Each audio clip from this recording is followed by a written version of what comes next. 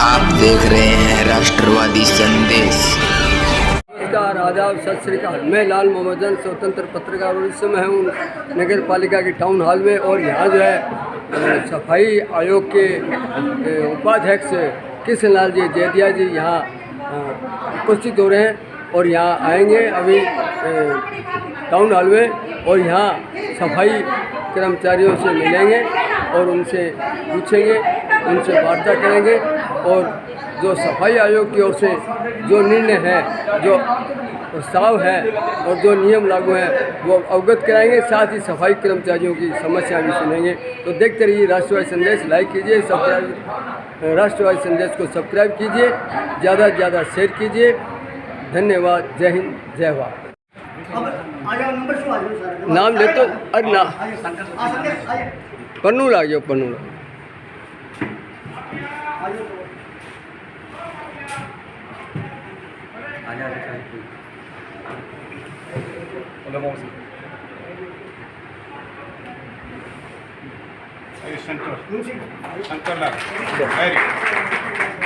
तू नाम जाने राज कपूर ते हम बोलते जा आवाज को नाम बोले। मुंशी खान जी, मुंशी खान जी, एसआई राम स्वरूप जी, राम स्वरूप जी, इस वक्त आप सूरज लेवी, मन्नू वकील साहब,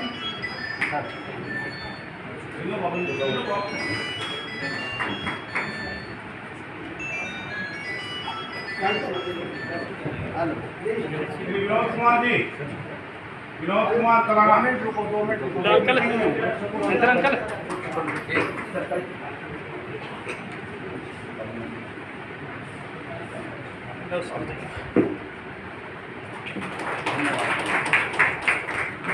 धर्मोदेवी,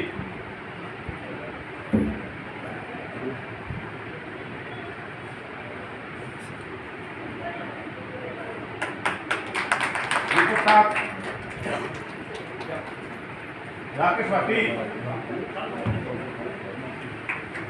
आजा करे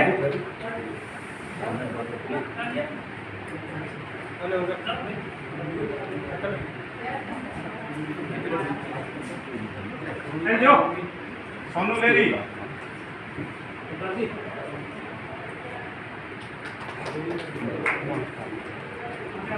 गोविंद कुमार,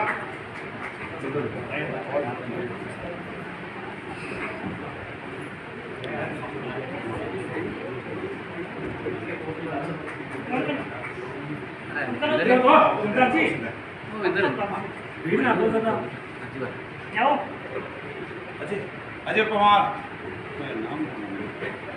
खड़े होते जो एक पे आप खड़े हो जाओ, नाम शकल देखे एक एक खड़े हो जाओ, एक एक आ जाओ नंबर वाइज। प्रकाश लेरी,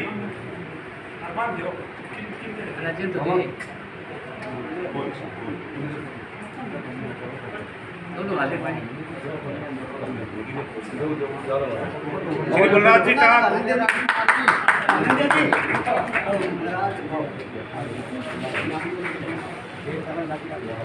लेडीज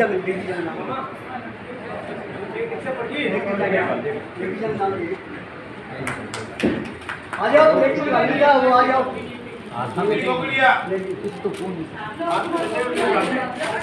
अरे अरे पर्दे खोलो,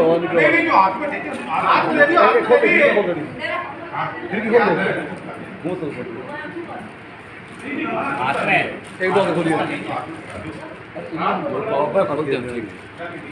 सुनो हाँ हाँ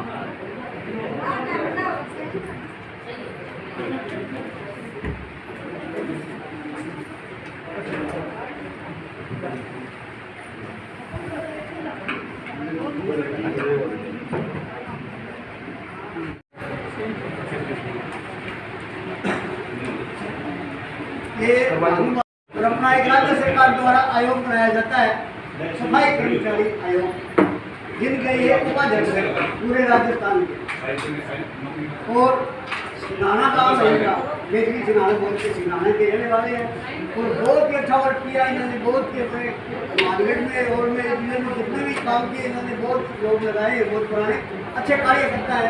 अशोक गहलोत ने इनको ये जिम्मेवारी दी है कि सफाई कर्मचारियों का भला करो, तो अपनी समस्या को अपने इनके सामने रख दी। अब और कोई भाई बोलना चाहे तो बोल सकता है, बाकी नहीं करो साफ बोल। एक तो मंत्री जी 7वें वेतन आयोग में हमारा एरियल काट लिया गया था, एरियल से पीएफ का पैसे काट लिया था और वो हमारे खाते में जमा नहीं हुआ। एक जनवरी और जुलाई का 3% दिए बेटा, वो ये बोल रहे हैं कि राज्य सरकार के आदेश है जो आपके जीपीएफ में या पीएफ में जमा होंगे, वो हुआ नहीं है। वो कर्मचारियों के साथ गमन है जी।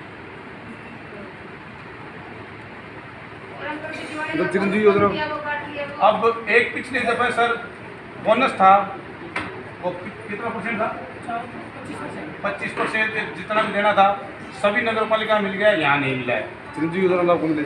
चिरंजीवी योजना वो अपने HR RJS हमारे पैसे कट गए वो, लेकिन मेडिकल कार्ड अभी तक नहीं बना। पैसे कट चुके हैं रामगढ़ जिला में सारा बन गया। एक जो भी अदर कास्ट वाल्मीकि समाज से लगे थे, राज्य सरकार के आदेश इनको दे दिए गए हैं कि उनको सफाई कर्मचारी लगे थे तो उनको सफाई पे ही लगाया जाए। लेकिन प्रशासन के तो कान पर कोई भी जो ही नहीं रेंग रही। एक दुकानदार के 4 पद खाली पड़े, ड्राइवर पड़े, पैसा में भरन को ला रहे। 8 पद खाली पड़े। एक मंत्री जी यहाँ के कि जमादार एक पद है और लगभग 10 साल से खाली है। 4 ड्राइवर 15 वार्ड थे, जब भी 40 थे 4 जमादार थे और आज 40 वार्ड हो गए तो भी 4 है, वो भी रिक्त पड़े पद। ड्राइवर एक ही नहीं है हमारे। आज सफाई कर्मचारी से गाड़ी टिप्पर चलवाते हैं, ट्रैक्टर चलाते हैं और ये अपने जेसीबी भी चलवाते हैं। कभी कभी कोई हादसा हो गया तो उनका जिम्मेदार कौन? 8 पद खाली, 8 या खाली पड़े, भरे को नहीं। दिक्कत पद है।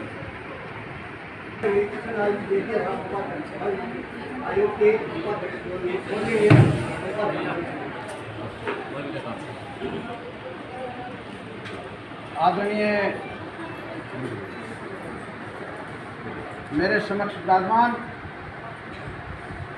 आपके यहाँ के नगर पालिका भादरा के अधिशासी अधिकारी साहब,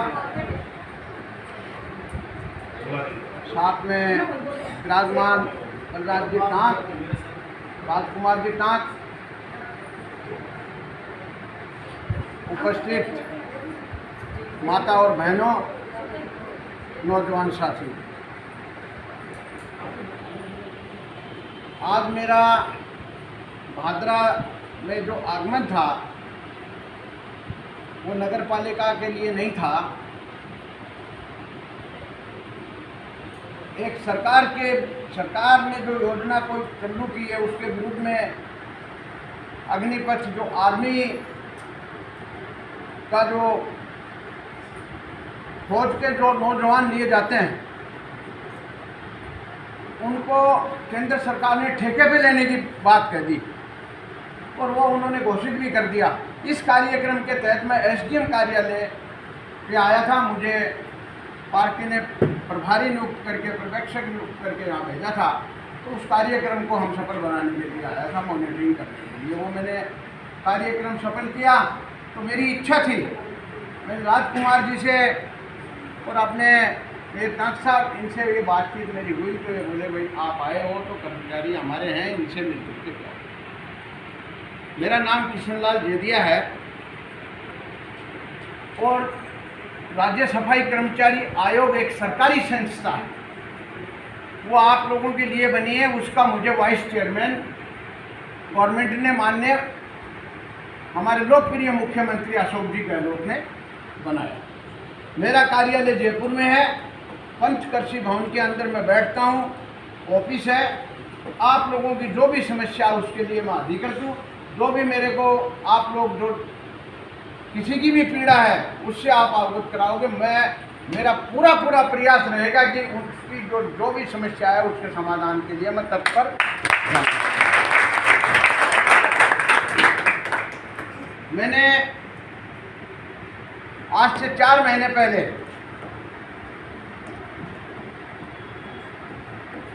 राज्य सफाई कर्मचारी आयोग के उपाध्यक्ष पद का पदभार ग्रहण किया जयपुर के अंदर, और कामकाज मैंने शुरू किया। कामकाज शुरू करने के बाद में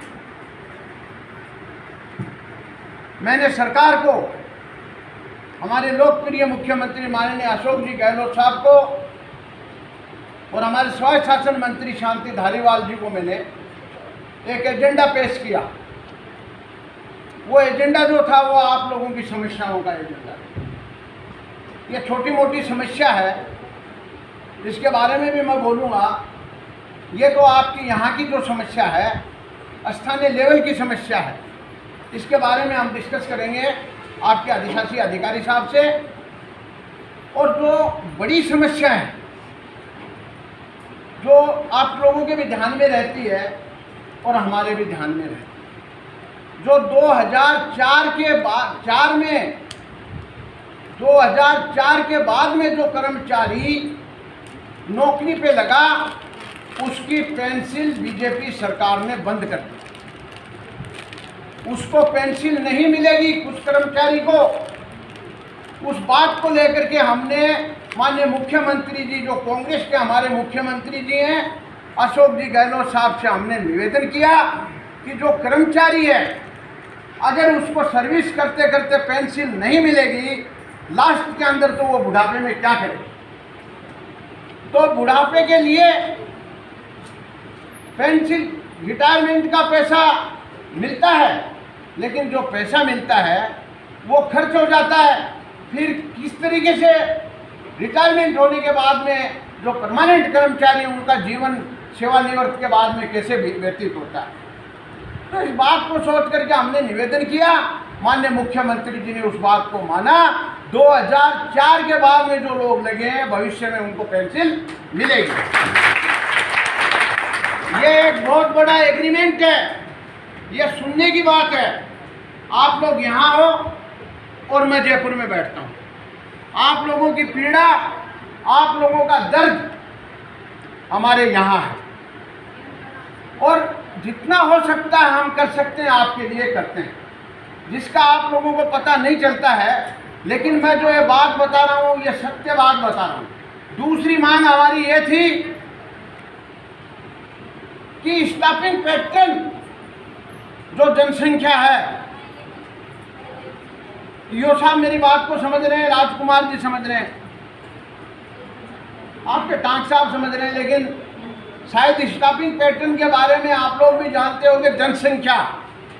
जनसंख्या के आधार पे, जिस नगर की जनसंख्या है, उस जनसंख्या के आधार पे भर्ती होनी चाहिए। कितनी जनसंख्या है आपके यहाँ की?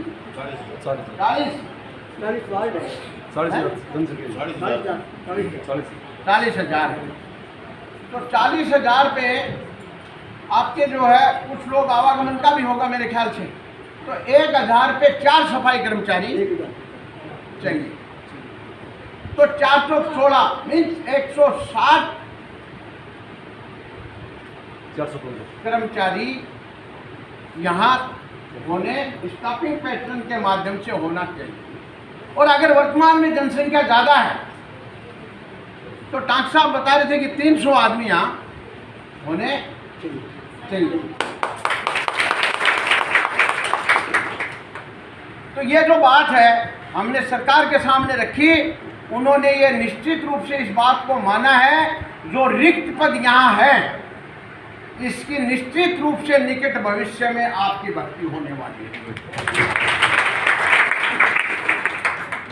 कभी भी उसका आदेश जारी होगा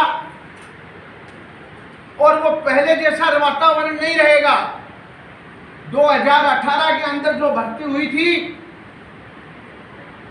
वो बीजेपी सरकार के अंदर वो भर्ती हुई थी। उसकी मुख्यमंत्री वसुंधरा राजे थी, जिसने अन्य जाति के लोगों को उसमें भर दिया, जबकि ये काम वो लोग नहीं करते हैं। एक बहुत बड़ी यो साहब विडंबना है। जो लोग नाक के रुमाल लगा करके जिस रास्ते से गुजरते थे, और हमारे लोग, हमारी माताएं बहनें काम करती थी, वो लोग उस काम को देख के नफरत से रुमाल लगा करके निकलते थे। उन लोगों ने आवेदन कर दिया और वो लोग मर गए। ये एक बहुत बड़ी पीड़ा है।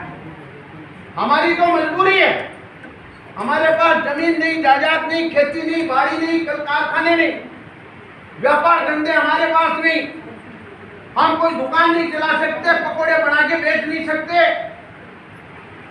छुआछूत का बोलबाला पहले भी था, अब भी लोग अंदरूनी छुआछूत करते। इसलिए मजबूरी में इस काम को हमको करना पड़ता है। और सरकारें, जो अच्छी सरकार आती है, वो इस बात को समझती है कि ये इनकी मजबूरी है, इस काम को ये लोग करते हैं। और जब तक इनका पुनर्वास नहीं हो, जब तक ये लोग आगे नहीं बढ़े, जब तक पढ़ लिख करके ये लोग दूसरे धंधों में नहीं निकले, तब तक इनको इस काम में लगा रहने देना चाहिए। इनके काम से कोई छेड़छाड़ नहीं होनी चाहिए, क्योंकि मेरी माताएं बहनें सब सुन रही हैं। इस काम की बदौलत हम बच्चों को पढ़ाते हैं, इस काम से हम शादी ब्याह मकान जो भी है वो हमारा ये धंधा है। और इस धंधे को ईओ साहब 20 साल की जेल अगर किसी की माफ हो, जर्नल व्यक्ति की, और जज जजमेंट दे कि तुम्हारी 20 साल की जेल हम माफ करेंगे और तुम इस काम को 2 साल या साल भर करके दिखाओ, नाली मोहरी और उसमें, वो 20 साल बोलेगा 20 साल की जेल कटूंगा लेकिन काम नहीं करूंगा। ये लोग काम पे लग गए और काम नहीं कर रहे हैं। यह बहुत बड़ी विडंबना है। जब सफाई कर्मचारी बन गए और जब सफाई कर्मचारी में आप आ गए तो सफाई का काम करना चाहिए कि नहीं करना चाहिए? मूल पद पे उनको काम करना चाहिए। और शासी अधिकारी जी को भी हमने आदेश जारी करवाया, एक नहीं 6 आदेश जारी हमने करवा दिए डीएलवी के, कि जो व्यक्ति काम नहीं करता मूल पद पे उसको सेवा से पृथक करो। ईओ साहब को करना चाहिए, ये उनको सेवा से पृथक नहीं कर रहे हैं और उनसे काम ले रहे हैं। मैं एक ईओ साहब की बात नहीं कर रहा हूँ, तमाम नगर पालिका की यह हालत है। जो लग गए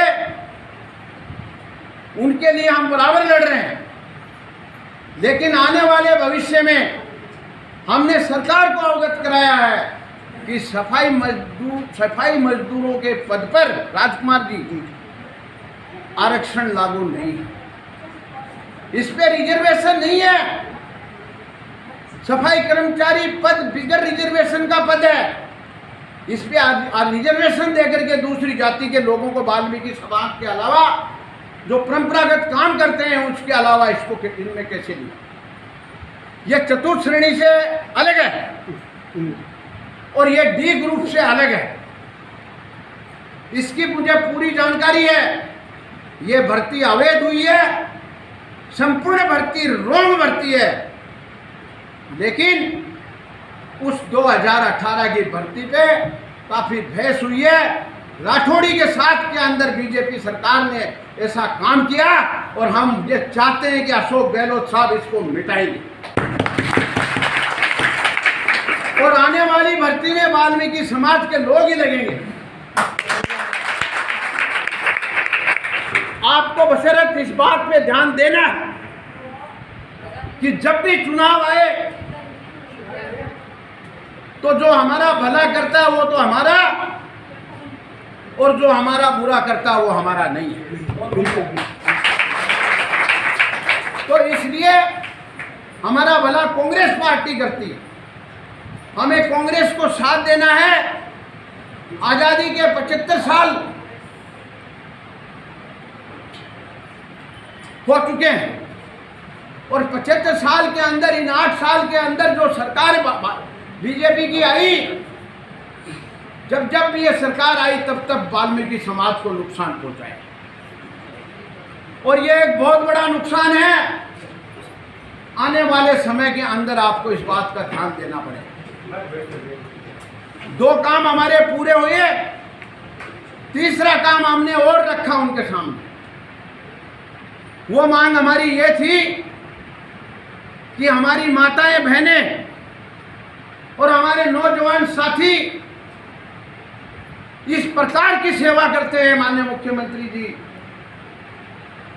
जिस तरीके से मिलिट्री के सरहदों के ऊपर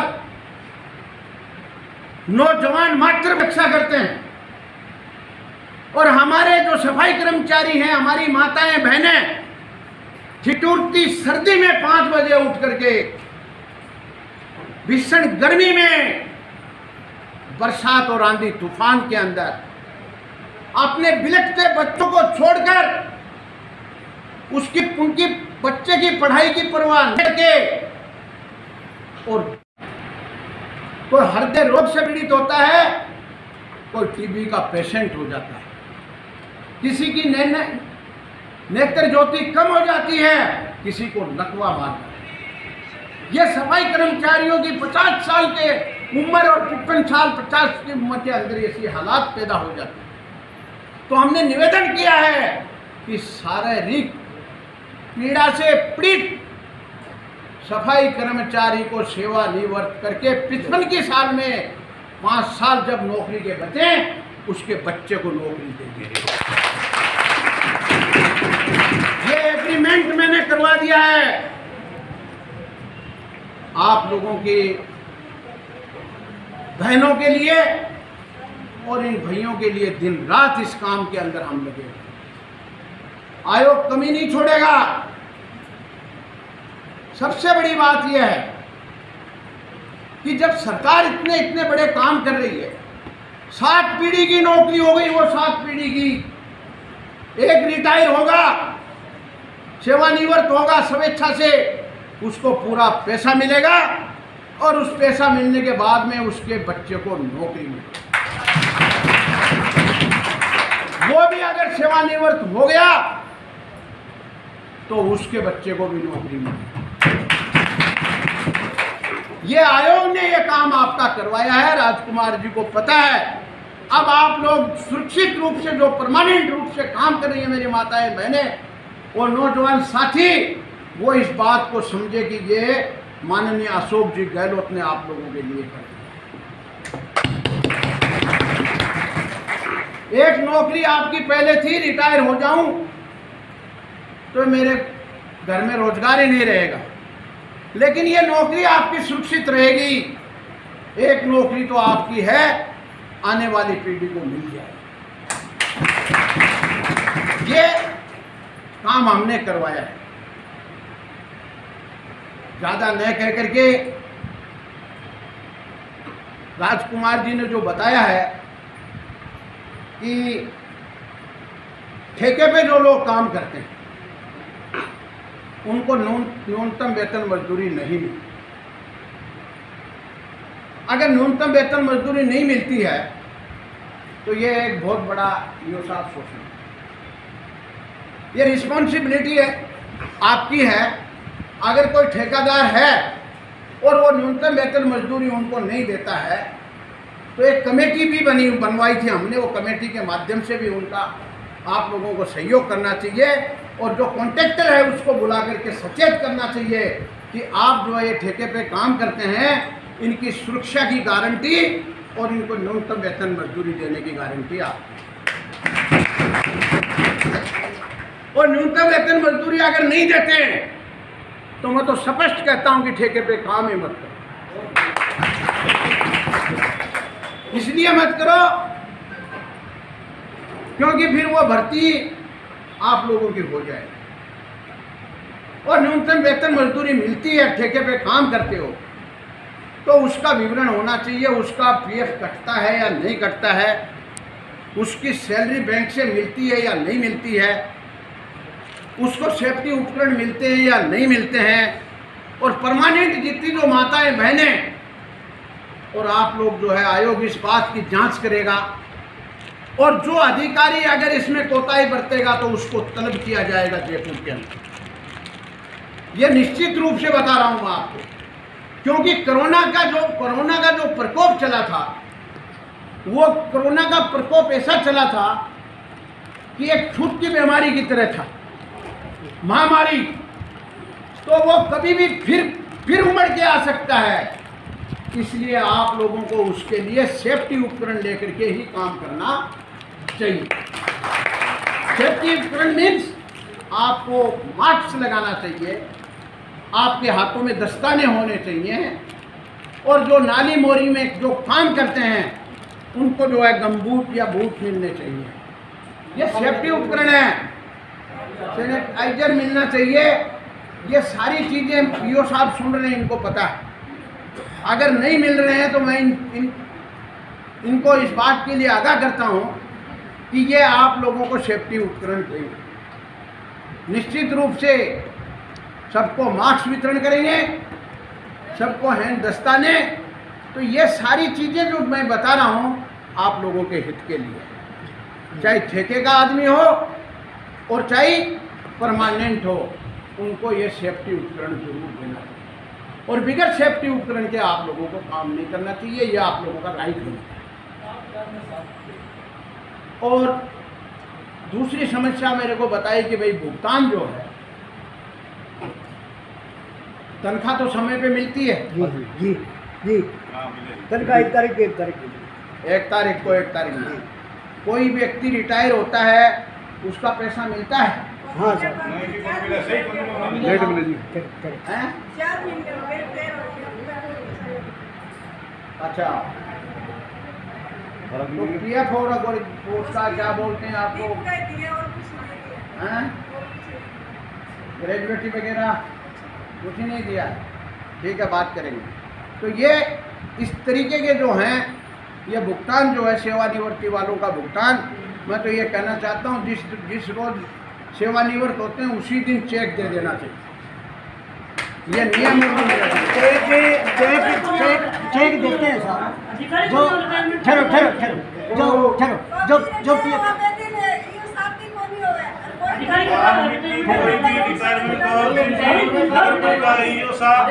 चेयरमैन साहब, अकाउंटेंट, कोई नहीं आता। साहब एक काम तो करते हैं साहब, ये जो पीएफ जो है ना, पीएफ उसका चेक सिर्फ देते हैं, कितना ही है वो देते हैं, बाकी 2 महीने 4 महीने 5 महीने उसका तो चलो चेक उसका चेक देते हैं। तो ग्रेजुएटी में मेरे ख्याल से कुछ इन्होंने लगा रखा, वो कोई डीडीआर के उससे एनपीआर का क्या मामला है, तो उसकी वजह से ये है, वो इनका इतना नहीं है। तो वो ऊपर से कोई आदेश है तो उसको हम रद्द करवाएंगे। ठीक, उसको हटवा देंगे, फिर ग्रेजुएटी का भुगतान भी आप लोगों का वो मिलेगा। ठीक है। तो आने वाले समय में आप लोग एकता के सूत्र में बंद करके, और राजकुमार जी टांक बहुत हमारे पुराने साथी हैं और सफाई मजदूर कांग्रेस में बड़े पदों पे रहे हुए हैं, तो मैं ये चाहता हूँ कि आप लोगों के यहाँ संगठन बनना चाहिए। यहाँ संगठन जो है आप लोगों का बनना चाहिए, और वो इसलिए बनना चाहिए, कोई लड़ाई के लिए नहीं बनना चाहिए। अधिकारी लड़ाई से काबू में नहीं आते, उनसे प्यार से, प्रेम से, मधुर समझ से अपना काम आप लोग कराओ, और किसी भी प्रकार का इस तरीके का स्टेप, काम जहाँ तक होता है वहाँ तक कोई संघर्ष का बड़ा स्टेप नहीं उठाना। जब यहाँ तक बढ़ जाए तो समझो कि मटका उजल रहा है, तो फिर तो वो तो जो कुछ है सो होता ही है। तो मेरे को लगता है कि यहाँ जो मैंने बातचीत की है, इतना यहाँ आपकी नगर पालिका में मुझे नज़र नहीं आया।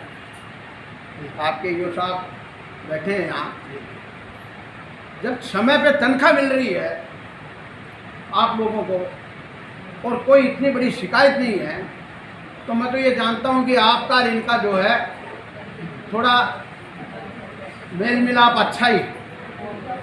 और मैं तो ये अधिकारी जी से भी ये कहना चाहता हूँ कि ये आपका परिवार है, इस परिवार की जो भी पीड़ा है वो हम तक नहीं पहुँचे, आप तक आए तो आप लोग भी ज़्यादा न कह करके मैंने ये सारी बात आप लोगों को बताई है।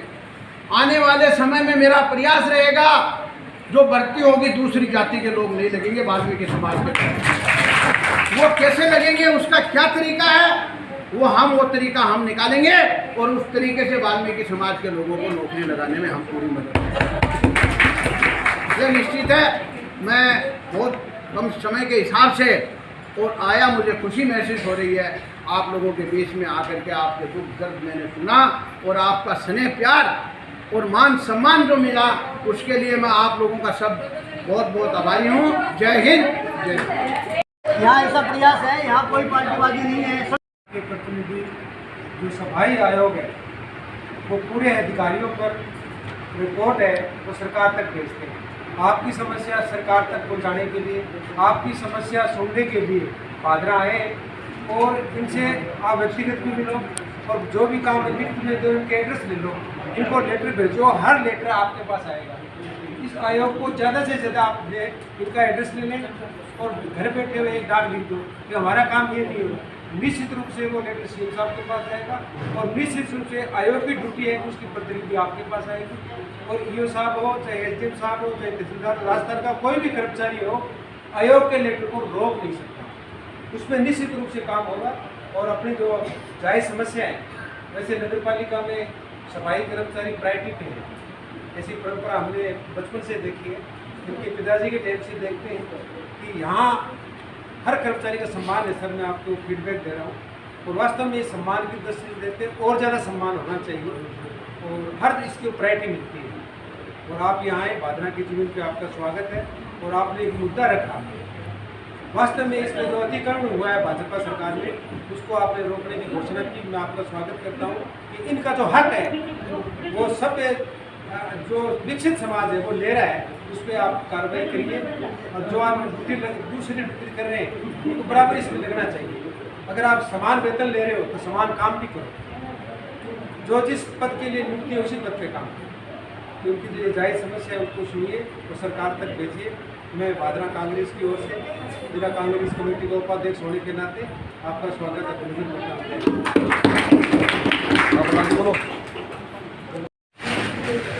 साहब, उपस्थित मेरे साथी कर्मचारियों, आज जयदिया साहब हमारे बीच आए, मिलकर बहुत प्रसन्नता हुई।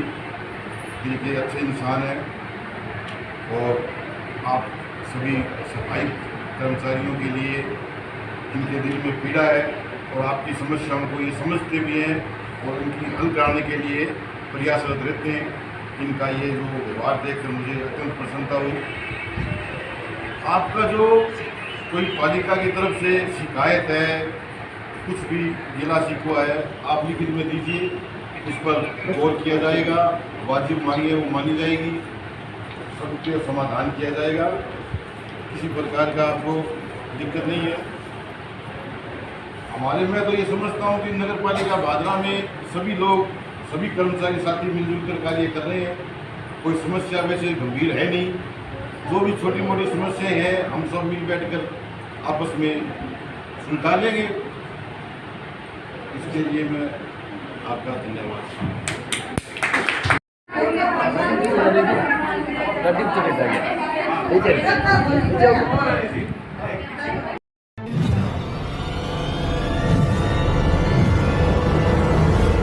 हमारा वीडियो आपको अच्छा लगे तो सब्सक्राइब करें, बेल आइकन दबाएं और लाइक करें।